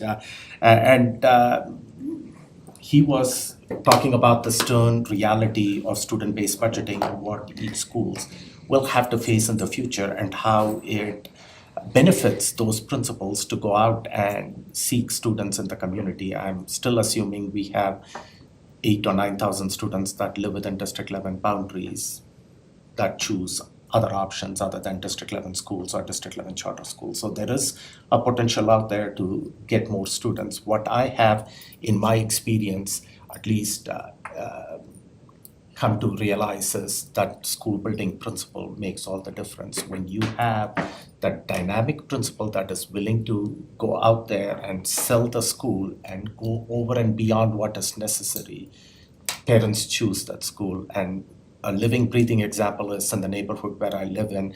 2 years back, I got constant feedback about how Freedom Elementary School was not the right school. Parents were choicing out, that they were not satisfied with the supports that they got from the principal in that school. And then we have a new building principal there, and now Freedom is one of the schools that are showing an uptick, not only because it's got a gifted magnet program, but because the word in the community is that that is the school that you have to be in. So it behooves the principals. Student-based budgeting is one of the reasons, but it also requires that they go out there and sell their individual school with the supports that you guys are providing along with Dr. Weiss's team out there to go and sell that school, whether it's going to be that open houses, the mid-year when you bring the students from the lower level to the higher level to visit the schools. Whatever it is necessary, Superintendent Gall is willing to explore all these various opportunities, provide the resources, but it's up to the principals to deliver on this going forward. Okay. Would it be like a huge pain to go in and add to this slide your definition of up or down, that it's a half a class. I can't. I just know I often go back in board decks and look at previous like years past to help me remember things. Yep. So that would be really helpful. Sure thing. So let's move on. I know that this enrollment update went a little bit longer than what we had projected as far as the time goes, but I was keeping a track of time, and today's agenda is relatively light, and because of that, we increased the amount of time that we spent on this conversation. The next item on the agenda is the Board of Education self-evaluation. First, I want to thank Vice President Hafley. She worked with Dr. Kalaki in putting together this document. Ms. Chief Hartman is also joining us. And then thank the board also for timely completion of this evaluation document, and then a report was put together. And actually, I'll first, hopefully the board had the time to look at all the results that were there. We can look at it slide by slide, or we can go to the final slide where most of it is. Melissa, if you can go to the final slide, and while she's going to the final slide, I'll first turn it over to Vice President Hafley. Do you want to share anything about the process? Any major takeaways for you? And then the board can also, and then Dr. K can also summarize what the major findings were. So this was sent out to this new board, and we can't compare it to last year's self-eval since there are new people on the board now. So those questions, some of those questions are going to be rewritten for next year so that they're a little bit more clear and concise. 6 of 7 of us filled this out, totally anonymous, and the results seem to put us on an even keel. We seem to gel with very similar answers on this self-evaluation. And I want to thank Dr. K and Nicole for driving this. Dr. Kalaki, any major takeaways from you? So these takeaways that you see up on the screen, they're really being driven by just responses that were either moderate evidence or no evidence. And there was a very small smattering of no evidence. So that was the green bar, if you remember reviewing that. Those were primarily around things. I think to Director Hafley's point, some of the questions being worded in a way, for example, annual review of all policies. That's kind of inherent in the question to make sense why there would be no evidence, because that's not actually a thing that's being done. So I did put something around just clarity around what policy review processes look like. Not to make a case that everyone needs to be reviewed annually, but just the communication there. The other that was no evidence was some of the roles of the board to government agencies. That one is a bit unclear as well. And then there was just a small smattering of how the board interacts and gets develops relationships with students in particular. So most of these areas of growth are around things that have moderate evidence, which is still a relatively strong qualitative finding. So building positive relationships with students, just investing in methods that build that. Satisfaction and monitoring for stakeholders. That was actually, I don't think there was a rating below a moderate amount of evidence, and there's pretty consistent, strong to exemplary evidence. I mentioned the policy review, and then adherence to policy and duties, developing systems that ensure greater consistency and clarity among members. I think with a group that you have many balls up in the air already, in addition to your work that you're doing here, just continued communication of expectations, timeliness, and those last 2 bullets really being together. Timeliness and communication, how do we want our business rules to function, and how we run our duties, and how we communicate with our constituents. So overall, the takeaway is that there's a healthy level of respect, collaboration, and shared vision.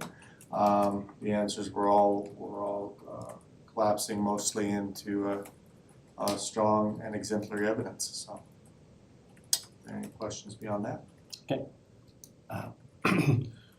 Nicole, any other for you? Anything stand up? Okay. Open it up for board feedback, and if anything stands out where the board can get professional development based on the survey, that's something that we can explore at future board retreats as well. You want to go? I do. The thing that stood out to me most was the timely response to community feedback. It's my understanding that the board has stated that responses would be done in a timely manner, but there's no definition of what a timely manner means. So that could be, to me, that's a 24 to 48 hour turnaround, personally, and for other people, it's not. So I think it's important that we define what a timely manner is, and we come to an agreement on that. So just to provide some context to the board, this is discussed in the board operating manual. Yes. And it falls under the responsibilities of the secretary to the board. And I'm not talking about Ms. Olson out there, so just to make it clear. But I think a year or so back when we were looking at the board operating manual, at that time, there was a definite number attached out there. Was 3 business days or something like that, or 4? I don't remember. 5, it was. Yeah, something 3 like that. would But have been then the goal. the board had a conversation at that time and changed it to timely. It's a different board at this time, so if there is a need to put a more specific time, and the concern is that maybe some of the emails that the board received are not being responded back in a timely fashion. Is that okay? Sandra, Mr. Hand. What's that? Oh, Sandra, Director Bankus. I just wanted to resurrect a conversation on this topic that we've had before. And we know that sometimes like situations get in the way. And when we had a definite time, I don't know, I think it was 7 days or something, or maybe it was 3, that held us to a timeline that doesn't work over time, just because things do come up and things do change. So timely means timely, and yet, as we've noticed, sometimes those emails end up in junk.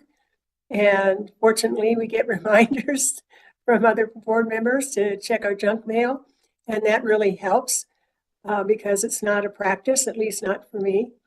And I think that as adults and as professionals, timely means within a reasonable amount of time, but that time frame, again, is dependent upon what's going on. And, everybody knows my story. So to say you have to respond within a week, it wasn't practical. I think timely means timely. And in my emails in response when they were not timely was to say, please excuse me, blah, blah, blah, and made a statement so that the receiver would understand that wasn't ignoring them, however life interfered. So I'm still proposing timely. When you just put timely, it leaves it up to interpretation, individual interpretation as what the timely is. Timely to Director Hafley is 24 to 48 hours. Timely to another person is 7 days. So go ahead. I just, to Director Bankas's point, what I'm hearing is you're maybe speaking more to the exception where, yeah, life happens, you go on a vacation, things come up, illness. So I think it would be good to have better guidance for not the exception, but understanding that there will be grace when things do happen. So I know when I was helping cover for Director Bankus for a period of time, this is a little bit of a side topic, but Ms. Hidalgo was helping me to keep track of if I missed some emails. So I don't know if that's something we could ask the I think board she's already doing Oh, that. Aren't you you are doing? helping. She is Okay. doing it. I wasn't sure if that was happening. She'll sometimes ping us with hey, I don't know if anyone saw this. Yeah. Because it ended up in a spam folder or Yeah. what have you. I That's didn't happened know if before. you were working directly with Director I Jorgensen think to help she him. is. Great, thank you for doing that. And just also, To the point I- where it becomes she would say, how much should I remind him of, Gotcha. Kind of thing, Gotcha, yeah. she wants to understand Yeah. that the boundaries of what. And I was just going to say, recognizing he's not here to be part of this conversation, I think he should definitely be able to speak up and say what he is capable of doing. But to me, given that we are volunteers, I would say a week or 5 business days would be a good guideline. I could not personally do 24 to 48 hours, but I'm not taking on that role of secretary, so maybe the expectation would be different if you were the secretary. So I would never sign up for that if that was the Have expectation. you all thought of eliminating your emails and just using the Let's Talk button? Which then gives a report, how long things are open for. I mean, we get all kinds of metrics off of Let's Talk. I can see which schools are most responsive to the community. We have some of those timelies, but then sometimes the data just shows you. And I think, because nothing gets lost in Let's Talk. If the only way somebody can submit an issue to the board is through a program of which then you all have equal or equitable access to, or just the secretary, but you can't deny what the report says. And when somebody says it because Google, it says it's an external person, you never heard from them before, and it literally says, by the way, that school is literally on fire, and it goes into your junk email. Yeah. Let's Talk removes that chance of lost communications. So instead of having on our contact us, our school board email address, it would instead say, let's talk, Yeah. like a link to that is Yeah. what you're saying. We can do that certainly, but that's not the issue here. The issue is that we still need to respond back to those emails, so. And the amount of emails that go to junk mail, few and far between, I think, it's once in a while that it happens. We had quite a flurry at the end of September, unfortunately. Yeah, but we caught on to That is it. the exception. Yeah, but I've talked to Ms. Olson about it, and she said that once a week she can check the junk folder and send the emails, and it's pretty simple process, she said. So it's not putting extra work on her plate either, so. Where is the board on it? Do you want to wait till Director Jurgensen comes back and have this conversation with them at that time? Or if we heard 2 board members state and then we heard Director Bankus just want to stay with the time limit. Parth, I think that since the person who's most heavily affected by this, we should honor that person's position with him being in the room. So we'll bring it up at a retreat or a work session at that time. But in speaking with Secretary Jurgensen, I will just one-on-one conversation that I'm having, I'll just say 3 to 5 days if we can get it at that time, and then the board can provide guidance, formal guidance in a retreat. Barth, I think one thing that might be worth considering is what our own expectations for responding to emails are. In the sense that if the response is, thank you for the feedback, we read and understood your email, that's not that hard to do and that doesn't take that much time to do. But a lot of the emails that we get, for obvious reasons, are precisely on areas of disagreement and contention. We're getting a lot of emails right now on the non-legal name change question where you have half the people saying you gotta do it this way and you have another half of the people saying you gotta do it that way. What is our expectation for the board secretary? Do we want our board secretary just saying thanks for the feedback, we've heard and understood? Do we want our board secretary saying, well, the consensus in the board seems to be this right now? I don't know, I've been here less than a year, I'm just asking the question, what do we actually want our messaging back to emails to look like? Well, the thing is, it differs from situation to situation. There is no cut and dry answer. It could be as simple as when we are talking about ACA, which is the name change policy, there is no specific board consensus on that at that point in time. So all would be as a simple thing. Your feedback will help guide us in coming up with the policy ACA. So that could be a simple thing, but some could be a decision that the board has already made on which then the board secretary can provide a little bit more information So it just depends from situation to situation, I would say.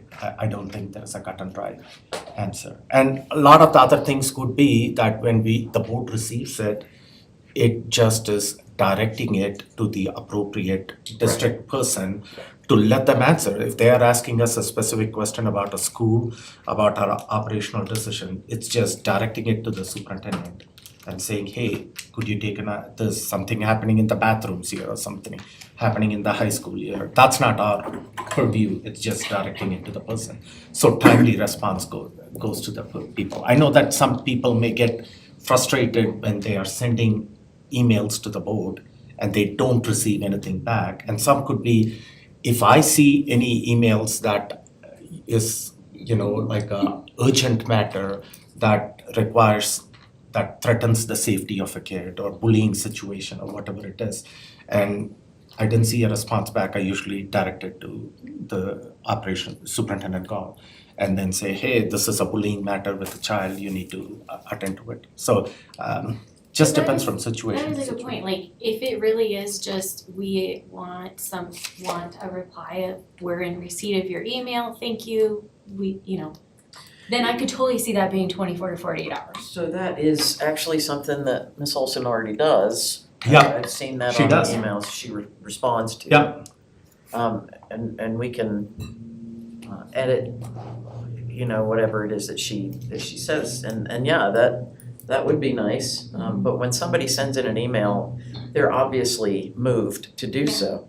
And when they don't hear back from somebody, I can tell you from personal experience that if somebody doesn't respond back to me, I'm not gonna be too pleased. Yeah. And then that sends a pall over the entire board. And we are working here pretty hard for people and for the kids in the school district. And for us not to respond to people in a timely fashion, that doesn't sit well with me, and it makes us look pretty bad. So Okay, so go ahead. We were talking about customer service earlier, Yeah. and I think that falls exactly to that point. And even if it's a fairly simple acknowledgement, people expect to hear from us. And personally, I've started emailing everybody, or most people, back, because I don't want to be associated with a non-responsive team, so. But when you're responding back, you're responding on your I own. actually say, you've heard from Melissa Olson, and you will be hearing on behalf of the board from our board secretary eventually. And I don't put that word in there, but it's tempting. But it's, yes, and it's like, thank you, I want to personally acknowledge your email. Because otherwise, how do they know that it didn't go to our junk folder? Yeah. I mean, that's, and to be fair, some did, but a couple weeks is too long. That's not good. Okay. Sorry, Jason. We will we can discuss let it it. sit there and wait for Jason. Yeah, we will that's fine. discuss it and we will bring it back at this, but the feedback that I will give Secretary Jurgensen is, at this time, maybe 5 days, by the end of the week, if we can get it out there. And things happen in lives, people go on vacation or get sick, and if that is there, we will provide some grace as is necessary. And coverage if we Right. need to. So that was my next point, so maybe we can have a second in place for that, because 5 days seems a little bit long as well. I know, Well, but I mean, I think if it's like a substantial response, I'm okay with the 5 days, but I also like the idea of it not just coming from Ms. Olson, but from, It does The take time secretary- to gather information as Yeah. well. but like within the 24 or 48 hours of, we are in receipt of your response Yes. coming from the secretary. Yes. So I wanna still keep that as part of the conversation when we have with Director Duranson. okay, we'll have this conversation with Jason at some point in time at a future work session when he gets back.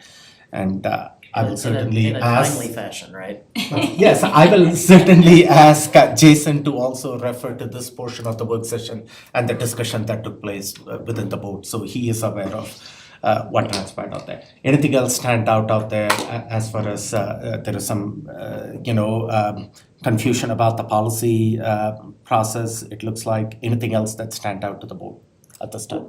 Director? With the policy process, and I'll reference like back to CASB where we set up a policy review where within a year, we go over every policy. Now, we have fewer as a board there than we have as a board and as a district here. But if I guess this and also a stakeholder focus, to me, the question really is, what are our expectations for ourselves? If we aren't gonna make it through them all annually, then we should probably, and we don't expect to, then we should probably rewrite that question, like you were mentioning, in the future. Yeah. Are we moving policies forward or that will move the district forward? With the stakeholder focus, I build positive relationships with students. What does that look like to us? What is our hope for that? What is our expectation? So, if I might, these are just, I do this, or this, there's no chance for comments. Right. Are you I'm advocating saying- for a comment section? No, I'm advocating that we, maybe at a retreat or at some point in time, and maybe it's professional development, what does a positive relationship with students look like for a board member? I talked to 20 students, 20, students came and shared comments, so is that my stakeholder opportunity there? Is that sufficient to hear back from students? What about parents? So just really, I think we could explore that, especially in anticipation of ever taking another one of these again. So what does it look like? What are our expectations? So are we successful or are we not? Kind of taking a step back and just thinking about what is our role as a board member and the different pieces to that, like student involvement, high level governance, so that we know how to build out the questions.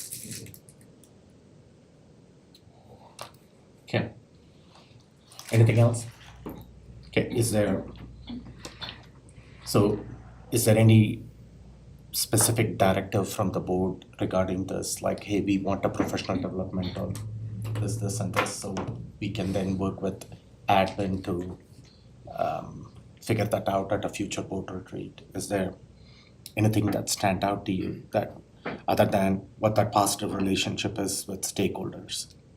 Go ahead. Oh, I was gonna say that I support monitoring stakeholder satisfaction. I think we should explore that one as a board. And again, what does that mean? Because to whoever said no evidence, to me, like the 5E, it might not be board stakeholder satisfaction or satisfaction with us, but to me, we do gather the information in the 5E data to understand if people are happy with the district, which is sort of a reflection on us. That's, I probably went with at least some evidence of that, so that's a question I think we might explore as a team. Okay. So we'll talk about that during the agenda setting meeting and see if at a future board retreat, this is something that can be explored. Positive relationship with stakeholders. We do town hall meetings already. We do visits to schools. We have, the board engagement with staff in that coffee and conversation with the superintendent. Steel tomorrow morning. Yeah, let's go. That's you? Okay, great. 6:50, I know there was some challenge last time with everyone knowing the time. Yeah. It's I've normally. got it on my calendar. Okay. I'll be there.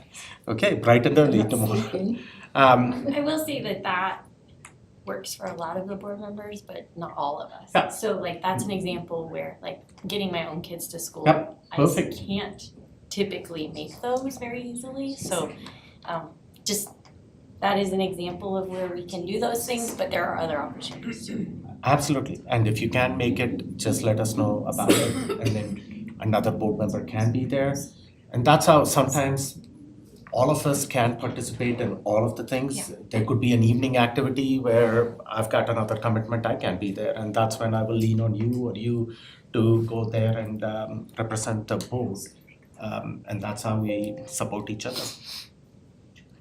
We also have the student voice. I can't think of the right wording that we call it, but we get involved with the kids. It's like a student council, advisory student board. advisory board, yeah. That's the superintendent's, not ours. Yes, but I'm at that. Where did we land on creating the student board liaison-ish The process? students let us know that that wasn't where they wanted to start. They wanted to start talking amongst themselves and bring ideas forward. That is what the group said last spring. But what they also recommended was the superintendent sounding board was getting the same voice over the whole course of the year. And so this year what we're doing is that student advisory council is hosted at each school all fall, all the comprehensive high schools. And we're able to get more voices, goodness. We're able to get more voices from a wide array of students at the comprehensive high school. And then we have student ambassador roles, 14 students that when they can attend at each of the high schools, they're writing summaries, they're leading the Q&A portion of that meeting. And those will rotate all fall, and then in second semester, they'll come and convene just like they did previously, taking in all of that voice that they've gathered from the fall semester to determine what problems they want to tackle. The last one was at Mitchell. We talked about student agency, and the next one will be at Coronado Monday, where we will be talking about peak experiences is the main topic, but then students can surface other topics as well. Would it be appropriate for board members to go to those? Absolutely, yeah. It looks Well, like we Director could say- Hafley is already. Yeah, well, and Mitchell being, the school I've assigned, it would have been nice to know. So maybe we can get an invitation for those. Okay, Thank you. anything else at this time? Okay, I think we get to each high school twice in the year, so. great. Invites to the Yep. student voices. Okay, with that, that's all is there on the work session agenda. If there is nothing else to discuss at this time, we will adjourn the work session at 5:55 p.m. and we'll have to go to the board dais for the special meeting and executive session. Personal gravity well right here. No, it's heavy leaner over here. I'm sharing a table. And you can see the whole table. Oh, bent. is that right? The table is bent. It's sloped down. And it's just how clean I keep my phones. I would like They you guys to slide. consider a new. But it is, I was just like, material. it's like a. That's it, I can see the slide. There's a little slant. Oh, It's nice. the rain pitch you wanna put in your roof. I'm gonna bring that up for like the next curriculum review. Thanks, Thomas. It could be our professional development, have a board. My father-in-law does. Are you finding it helpful? It's going downstairs or we doing it up here? They just have to go to the dice. We're going. I'm just curious, like, how different or how That shows like on promise point, it really. Yeah, there's surprisingly Good night. Grays out on me now. What's sad is that it's So consistent, but mad it's so low. about it. They show up now. Oh, right? I'm a sucker for. Yeah, that's awesome. I just shared that.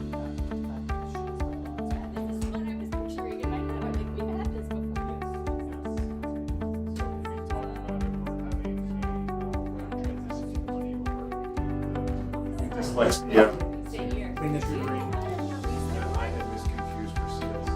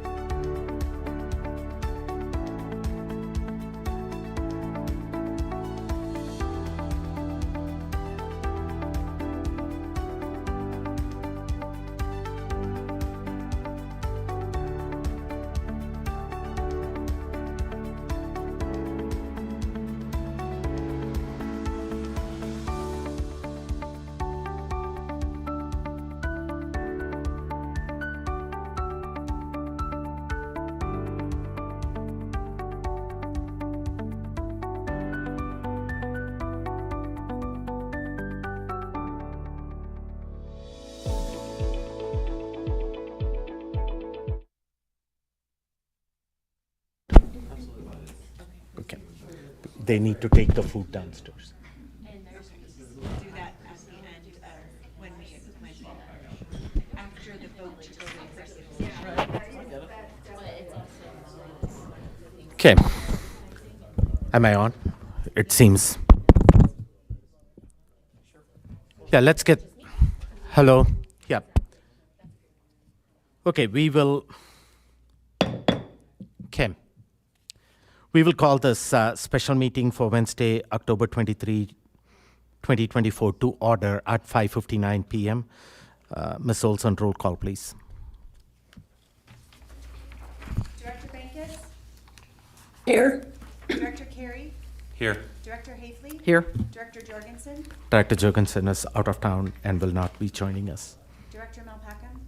Here. Director Nelson? Here. Director Ott? Here. We have 5 board members in attendance in person. Director Bankus is joining us remotely, and Director Jorgensen is excused. Please join me as we observe a moment of silence.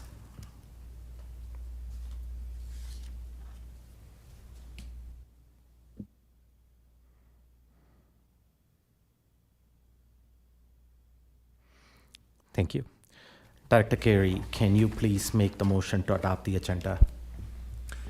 I move that the Board of Education adopt the agenda as presented. Second.